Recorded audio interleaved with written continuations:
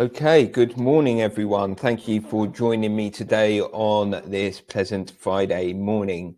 As we hit the 21st of February, it's a great time to all get together and just brainstorm some ways in which we can be tax efficient heading into the end of this tax year.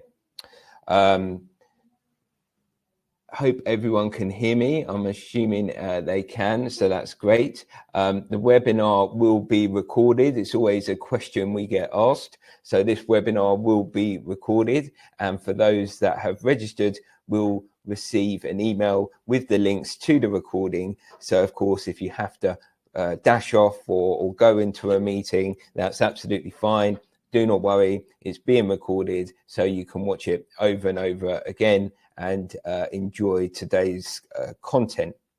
So I appreciate you taking the time to be with me this morning, and it's great to see so many clients and also introducers and the wider people within my network all give up some time to be with us today. There will be plenty of opportunities to ask questions. I've allowed some time towards the end of today's presentation. And I'm hoping essentially we will probably spend around 20 minutes going through the slides. So nothing too heavy, and then some time for questions, and then away we go. So today's theme of the webinar is tax year end planning, 5 key ways to plan ahead. We're going to talk a cross section between business, personal, family, and a whole mix of taxes. So hopefully, if you are a business owner, there's something for you. Obviously, if you are an individual or have a family, there'll be something in there for you as well. So just so you know, as always, this webinar is being brought to you as part of my organization, which is called the Fusion Consulting Group. The idea of what I've built is essentially to provide a private office for clients so that whilst we're fronted by our tax division, we have in-house tax advisors, accountants, financial advisors, lawyers, CFOs, with the idea being that for a family or a business owner, we can essentially become their private office, having all their key advisors in the same company, all discussing and understanding the strategy. So for the client, that enables them to get to where they want to get to a lot quicker and more efficiently. So I co-founded the company 10 years ago. For those that don't know, for obviously clients on here who are enjoying our service, they know all about that. Obviously I'll introduce myself shortly. We'll then go through the slides. There's about 5 key topics that we'll go over. We'll whiz through those, and then we'll go into a Q&A.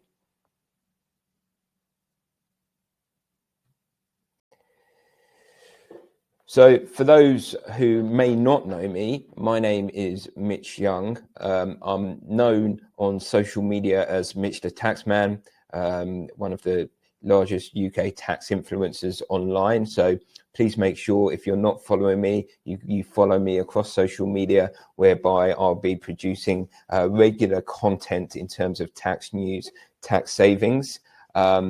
More professionally, I guess, I co-founded my business, which is the Fusion Consulting Group, multi-award winning tax advisor. And today, as always, really, as part of our webinar series, we're happy to arrange a free consultation for anyone we haven't spoken to yet, or indeed anyone we have spoken to who wants to speak to us again. Book in a consultation. We've designed this very high-tech QR code that if you just take a picture of this now or hover over your camera, essentially there'd be a link to book in our consultation. So that looks very nice. We'll happily spend 20 minutes or so with you to go through your personal matters in greater detail and give you some advice from there. So essentially, obviously, coming on to some of the key topics, we're first going to look at some basic planning. Of course, with this, we want to ensure that you're aware of what can and can't be done from a sort of basic perspective. So the basic type of planning is looking at utilizing allowances, reliefs that you may not have done already. Of course, we've got the personal income tax free allowance of £12,500 that within a company or family, we want to ensure that that is being utilized. In the UK, there's not huge amounts of free tax allowances available. So essentially, if you can have that £12,500 utilized from an income perspective, that is certainly beneficial. In terms of directors of companies, essentially you want to be paying yourself up to that threshold to encompass the national insurance payments as well. And then it's about really looking at your income tax exposure across your tax brackets. Of course, we know about when the higher rate of income tax starts coming in at that £50,000 mark. So we tend to pay ourselves up to that amount, and then even towards £100,000 for general living expenditure. But one thing to bear in mind is that there is this, awful tax bracket whereby if you're it sounds ridiculous, obviously, when you're earning £120,000 of income, you do start chipping away at your personal allowance. So every £2 over that allowance, then £1 of your allowance gets tapered away. So essentially, when you end up around about £125,000 of income, you start losing your personal allowance. So it's actually an inefficient level of earnings that you should be earning. Within that actual bracket, you start paying tax around about 69-70%. So if you have started earning that amount, what can be done now in order to chip back down at that amount? And that's all about bringing your net relevant earnings down. So you may want to consider pension contributions from charitable donations to bring back in that income down towards your personal allowance or £100,000. And then, of course, obviously, just ensuring if you are in a marriage or a civil partner, are you utilizing that partner within the framework of basic tax planning and tax reliefs? Of course, there's other elements you may want to consider in terms of bringing your partner into the business, but ultimately we want to ensure that as a partnership or as a family, you can extract the monies in the most tax efficient environment. So, of course, one of the things that probably everyone on this webinar will know is around pension contributions, tax planning around that. Essentially, one can contribute to a pension, and now we're talking about business owners here, and reduce their amount of corporation tax by investing into a pension. Now, whilst this may seem like traditional type of planning, we have numerous conversations with clients that are business owners who say, well, they're not really too keen on pensions. They understand it from a corporate tax perspective, but they don't actually know, the mechanics of what can and can't be done. They just assume that the pensions will be tied up. It could be invested in stocks and shares. But actually, when you actually look at the different types of pensions that are available, there are some clever types of pensions such as SSASs, SIPs, but if we focus on SSASs for now, whereby you can invest in that pension, that obviously reduces your corporation tax. And then depending on whether you meet the requirements or not, and this is of course something you'd need to work with your financial advisor on, you can do some clever things in terms of business planning, such as loan money back to the business for continual investment purposes, from the pension itself. And essentially, you can invest into commercial real estate. We know what I've seen with property investors as well. They are pivoting towards commercial investments. So having that access as a tax planning tool, putting into your pension via a limited company, reducing the corporation tax down, then having that agility and flexibility to utilize a pension either for commercial real estate or indeed loan back is quite an exciting option. So I would recommend, if you are a business owner and you are looking at tax efficiency strategies, to look further into the pensions and what can and can't be done, particularly when it comes to SASs and SIPs as well. Of course, flipping it round into a private pension, if you're a higher rate taxpayer, you're contributing to a pension, or indeed if you haven't contributed to a pension, then essentially what happens is that your pension contribution, your private pension contribution, extends the amount of basic rate tax you have to pay. So let's say the basic rate tax band's £50,000. You're investing, very broad, rough numbers, £10,000. What that does is that £10,000 will extend the amount of income tax you pay at the basic rate. So your income tax band will be extended from £50,000 by essentially a grossed up figure of £12,000. So you'll be paying tax at the basic rate of £62,000 worth of income rather than the £50,000. So that's how pension contributions work, both from a business perspective and a corporate perspective. Now, what can be done, again, if you meet certain situations, is that you can actually go back 3 years and roll up the allowance for each year. So let's say the allowance is £60,000. If you haven't contributed towards the pension, you can then essentially put in the £180,000 as a lump sum and get that tax relief within this tax year as well. So I would look at options around that. And particularly, we know with corporation tax and corporation tax relief, there is only so many things that one can do within the realms of the legislation in terms of the mitigation of corporation tax. So it's about being smart and clever in terms of what you can and can't do with the mechanics of what you have available, which certainly with a pension is it could give you good flexibility there. So the final point on here actually is quite an interesting point, is that you can have multiple directors within the company that actually combine their pension pots to create a larger investment fund. So again, can't really do that on a personal pension. So that could be quite cool if you are business owners, you've got a clear strategy together, don't really mind what's happening with your pension. Again, could give you this good lending vehicle, which you didn't really know about previously. So that's quite cool, I think. Just to reiterate the fact that I'm not a financial advisor, I'm a tax advisor. So anything in regards to pensions and investments, you should speak to an independent financial advisor, of course, before investing.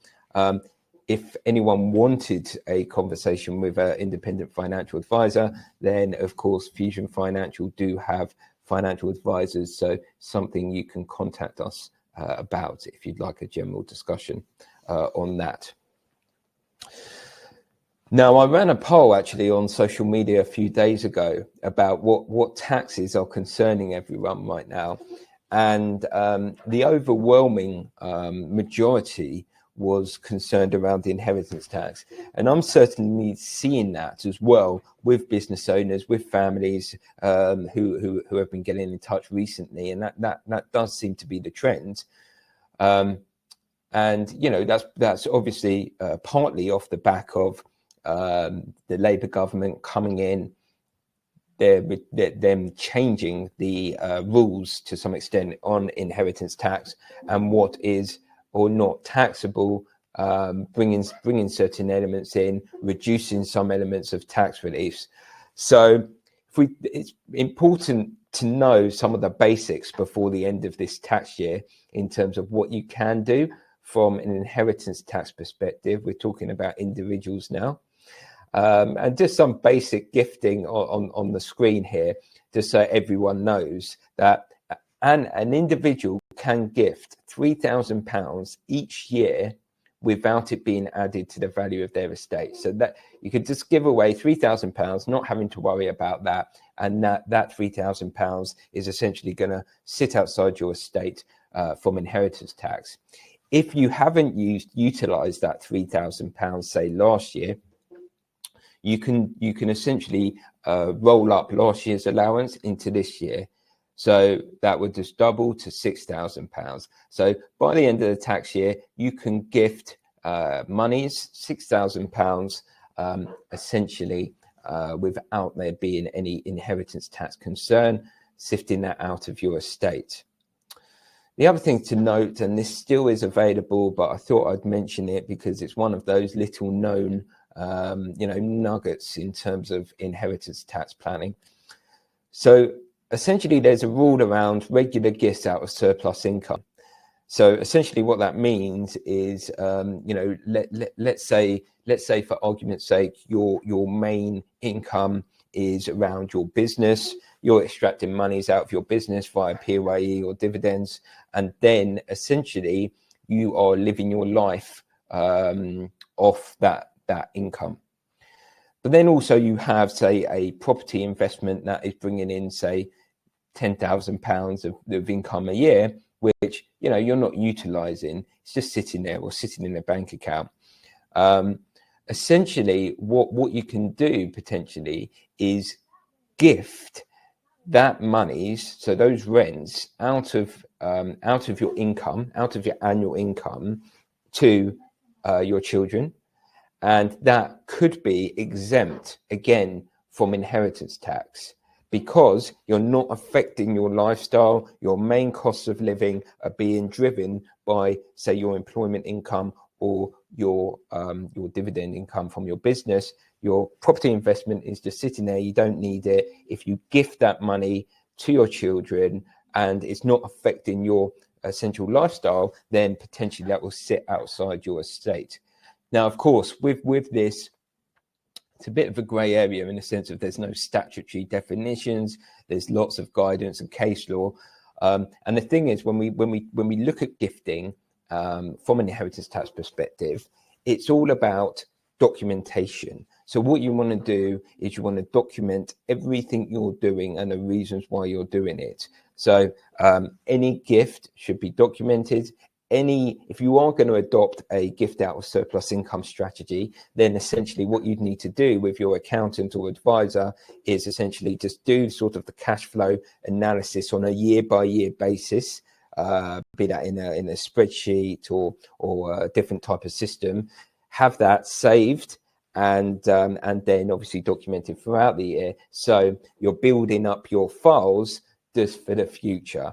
And of course, when it comes to anything in regards to tax in the UK and HMRC, as we know, we operate under self-assessment. What that means is that it's the individual's responsibility to know what they can and can't do and do the right thing. So if you were ever to get investigated, it's all about having enough in the yes bucket and the tick bucket over here, and less in the no bucket, so you can give to HMRC and then they'll be satisfied. So essentially, what's changing? What's coming in April? So some of the points here, really not really tax planning, but essentially a lot of investors in terms of inheritance tax planning would have invested on the alternative investment market known as AIM shares. So essentially, previously you can invest in these types of shares, hold them for a period of 2 years usually, and they sit outside your estate from inheritance tax. What we're seeing now is a reduction from 100% tax relief on death to 50% tax relief on death. So again, if you are invested into these shares, Of course, they may be working very well from an investment perspective. Again, you need to speak to a financial advisor. But from a tax perspective, you may want to see how that affects your estate and maybe look at pivoting accordingly. Some of the big ones coming in are, we've spoken about pensions. So there is proposals to bring pensions from April 2027 into the inheritance tax world. So at the moment, you can pass on your pensions to your beneficiary without that being subject to inheritance tax. It's being proposed and looking likely at the moment that they may bring that in. Now, this hasn't been enacted yet, so we'll have to see how the next month's announcements goes in the statement and the next one in autumn. One thing that is likely to come in, and this has been reiterated by Keir Starmer in a recent interview, is the cap on business property relief. So, of course, everyone has seen the news around farmers, but essentially, if we put farmland to one side and farmers to one side, and we just look at your traditional family business, business owners, it's the same principle. And I think that's where the farmers have got all the essentially attention, but really it's the family-owned businesses which are also, if not more, going to be suffering. So what's happening is that previously a lot of tax planning, or not even tax planning, it was just circumstantial really, that if you have a family business or any business, trading business, the market value of those shares on your death would qualify 100% for inheritance tax relief. So what's happened now is that they are going to cap this from April 2026, so that the first £1 million would qualify for 100% relief, and then the value above £1 million on those shares would be subject to essentially 50% inheritance tax relief. So what that means in real terms is that, let's say your business share on death was worth £2 million. Now you'd get £1 million at 100% removed. That would leave taxable value of the next £1 million at essentially 20%.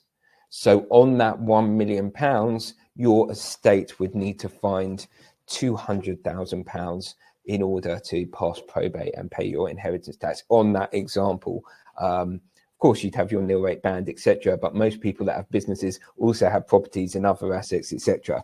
So key thing is now really is to look at your companies and your business strategies and see what can be done in terms of any type of reorganizations. In practice, and I'll come on to this, we're obviously looking at family structures, gifting of shares, what that means, how can we get more of the shares down to that £1 million value or outside our estate accordingly. So now we're going to come on to corporate reorganizations. So obviously we've spoken quite a lot about the private matters as well and inheritance tax. But as a business, essentially what we find now in the UK is that your fast growth business owners are essentially looking at options. They're looking at ways to mitigate tax, they're looking at ways to diversify, and essentially they've gone about building their business into one entity. So we look at the pros and cons of actually expanding that entity in what's called a corporate group or a corporate restructure. And essentially what that means is that you take the initial one company and the shareholding, and essentially you create a holding entity. That holding entity purchases the shares from the individuals. So essentially the trading company now is owned 100% by the holding company. And then you start building out the different entities underneath. So essentially, why would that be good practice? It's not obviously for everyone. But essentially, you know, there's a few things to consider here. General concepts is that it gives you sort of asset liability protection in terms of if you're segmenting out assets. Some business owners will start purchasing assets within that one trading company. So that could be commercial units, it might be other types of properties and assets. When you actually split them out into the different entities, then obviously they're ring fenced and protected in their own right within their trading entities, even though essentially they're all linked. Potentially, it may be simpler as well from a VAT perspective. If you do start splitting out entities, then there could be essentially a VAT grouping, which is essentially you have one VAT number for the group and you run the VAT as essentially a group rather than the individual entities. But also, if we look at, you know, if you have the one trading company, then you start setting up other companies and you have, say, a very successful trading company, but then one of the other companies, let's say, isn't doing so well and you happen to make a loss, then within the group, because it's actually a formed group and rubber stamped by HMRC, you're actually allowed to offset the loss of one of the entities against the profits in another. So, you know, that's quite good. Obviously, it's not particularly great to make a loss, but essentially that could be a good idea in terms of you not letting the loss go unused from a tax perspective. But really, you know, what happens is that generally successful companies over many years may have built up reserves in a business. Reserves essentially meaning cash that's just sitting there and sitting there. The owners of the business are a bit nervous in terms of taking out that cash because, of course, what do they do if they take the cash out? They'd be subject to income tax on that distribution. So when you have a sort of corporate group environment, what you're able to do is essentially you can pay a dividend for some of those reserves up into the holding entity. And there's actually no tax on the distribution of the corporate, that corporate shareholder. And then you could move the reserves. So you've paid up a corporate dividend, there's no tax. And then potentially you can move the reserves, say, into another entity. And that may be a new business idea you're thinking of. It may be a real estate opportunity that you're thinking of. So that corporate group gives you that flexibility, gives you that framework to enable to do that, which is quite cool. The other thing to bear in mind is that obviously if you do have large cash reserves, and just going back to business property relief and business asset disposal relief, which is capital gains tax relief. If you have too much cash in the bank, it actually could flip your business depending on the levels from a trading business to an investment business. So again, having an opportunity to utilize cash in a different way could obviously help with that split between trading and investment.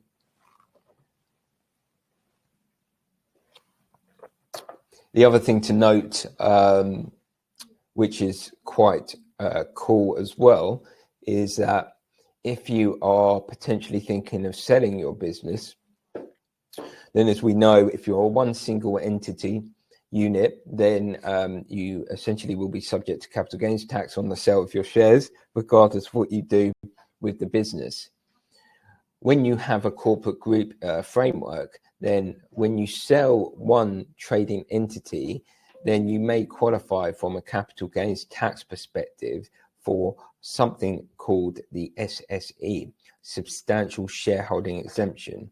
So what that means is that, let's say you have one trading unit here and let's say you sold it for £1 million, for argument's sake, i.e. you sold the shares for £1 million, then essentially that £1 million would just go into your holding entity, and essentially that will be exempt at that point from capital gains tax and corporation tax. So then that £1 million sitting in your holding entity for essentially continual investment purposes. Bear in mind, of course, if you want to extract the monies personally, depending on how you set up the company, then there will be a taxable event at that point. Of course, I'm making it sound relatively simple, but if you are thinking about reorganizing yourself, or indeed looking at the pros and cons of establishing a corporate group, then detailed tax planning, detailed tax advice would be required. So contact me or your respective tax advisor. Running a bit over, so apologies about that, but obviously we're having lots of fun, so that's fine. So the final slide really on here is a family investment company still a viable option after the budget 2024? So family investment companies have been a very popular tool in terms of family planning, family business planning. Essentially what it is a limited company governed by a family shareholder agreements, different classes of shares, usually set up via a loan or a subscription from shares from the parents. But of course, given certain tax changes, is it still a viable option? As we know, there's business property relief and agricultural property relief changes, but essentially this doesn't have an effect to the family investment company structure. Because what we're doing with the family investment company structures usually is looking at the shareholding and then over time putting more into the other family members' names than the initial parents' names, so that the ownership on death is much lower than when it was originally set up. And of course, we look at things like freezer shares and growth shares, so that the future growth of the assets in the business are essentially not captured there. Existing traded companies may look to fragment ownership. Yeah, so that's essentially what we're talking about there. Stamp duty, land tax and CGT rates increasing. So the points here really is just about, obviously with stamp duty increasing, capital gains tax increasing, putting assets into the family company unit may be a bit trickier in terms of, establishing that. But overall, family investment companies are still a crucial part of the estate planning jigsaw. And I would certainly, if you do have assets in excess of £1 million and you do have families, then it should be worth understanding how these are set up, what can and can't be done in order to mitigate inheritance tax, but also protect your family. One thing we haven't touched upon on this webinar really is about trust and asset protection. Most family investment companies work best, when they're kept simple, but is that simple? And two, when it's added with trust work framework around that as well. Yeah, I mean, lots to consider. Just so you know, actually, the history of a family investment company, when this concept was first created many years ago, HMRC didn't like it. So what they did actually was to establish a unit within HMRC to actually just investigate all these family investment companies. In the end, that unit got shut down because it was confirmed that everything within a family investment company, is legal, above board, not purely for anti-avoidance, etc. So it certainly is a great vehicle to look at, but again, there's a number of complexities, a number of anti-avoidance because you're crossing over so many taxes. But anyway, that's certainly something to consider.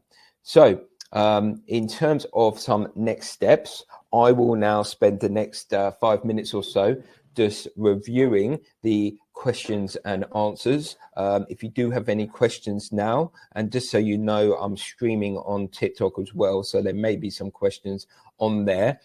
Put them in the comments. I will answer them.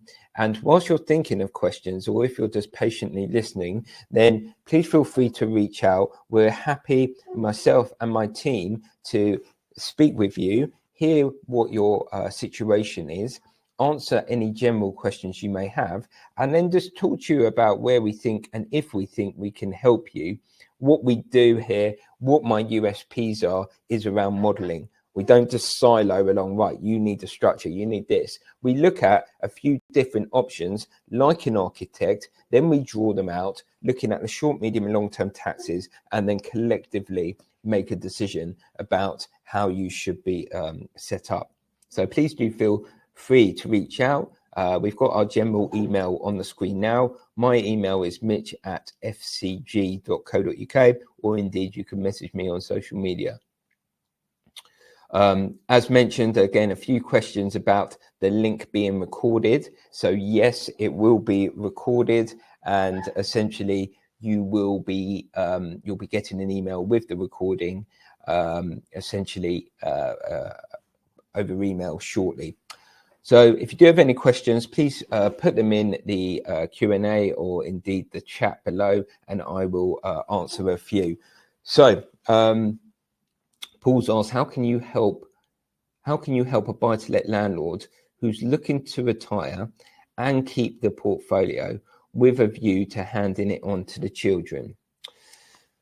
Well, yes, Paul, absolutely. And we understand the situation. I always say, you know, with tax, you can't really have your cake and eat it too much, in the sense of if we're looking at inheritance tax, then of course, the best way for inheritance tax is to get as much out of your ownership and into someone else's ownership. But of course, what if you need the asset? What if you need to utilize the income? Then how do you achieve that? And it's very, very tricky. And this is why, you know, something like a family investment company, once the assets are in, would work, because then you can benefit from still owning some of the shares of the company, still receiving an income through the company, and then obviously your family or children would also own, but you don't own it 100%, so you start that process. The trickier part is, of course, how you get the assets into the limited company. What is the tax position on that? And then you have to work out a solution or scenarios, and financially work out which route would be suited for you. But thank you very much. So Gary's asked, and it's a good question actually, you know, do you have a Fusion Spain tax advisory branch? I'm a chartered accountant, but this may not be helpful. Yeah, so yeah, I mean, essentially nowadays, obviously the world is getting smaller. People have assets all around the world. People are establishing businesses all around the world. So, you know, what I've created within my organization is essentially our own tax network. So I've got independent tax advisors from all across the world that we're able to partner with and work with to either introduce directly if they've got a query in that jurisdiction, or indeed work together to provide multi-jurisdictional tax advice. So yes, if you get in touch with me, I will happily introduce. Okay, I'm just going to scroll my TikTok to see any good questions on here as well, whilst you may.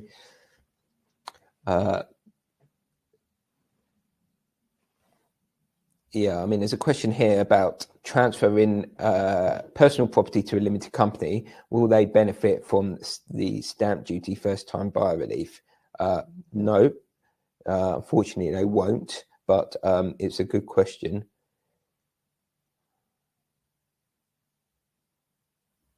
We've got a question here about a late tax return. Does HMRC charge interest on the penalties of a late tax return? They don't charge interest on the penalties for a late tax return. Essentially, that is on the outstanding tax. Sorry, there's loads and loads of questions here.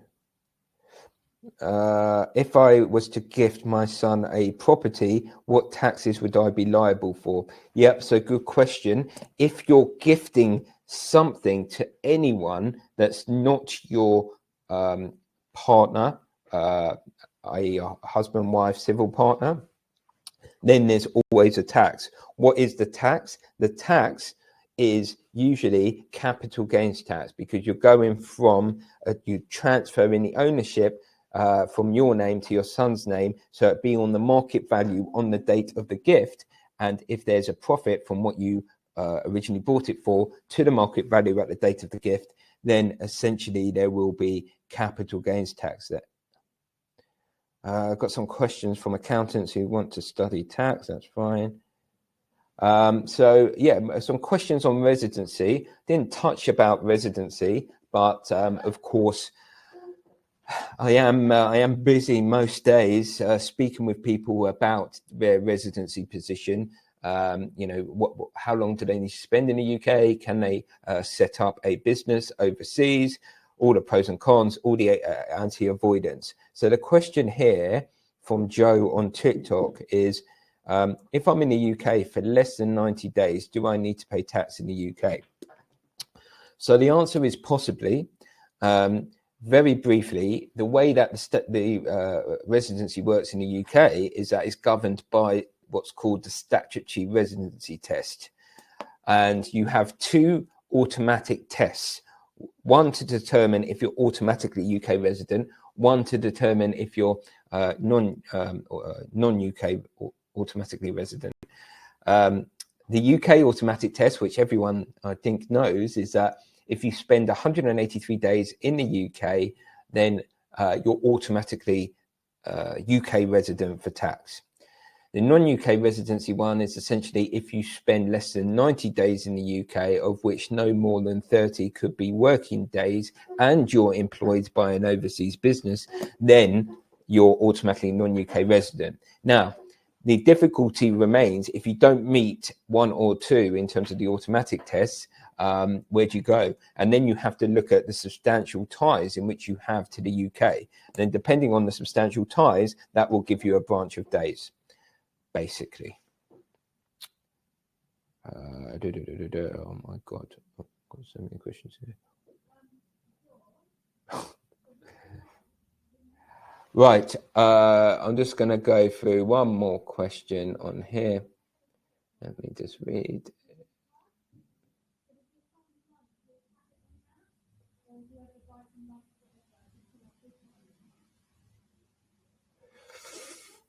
Yeah, okay, I'll do two questions then maybe.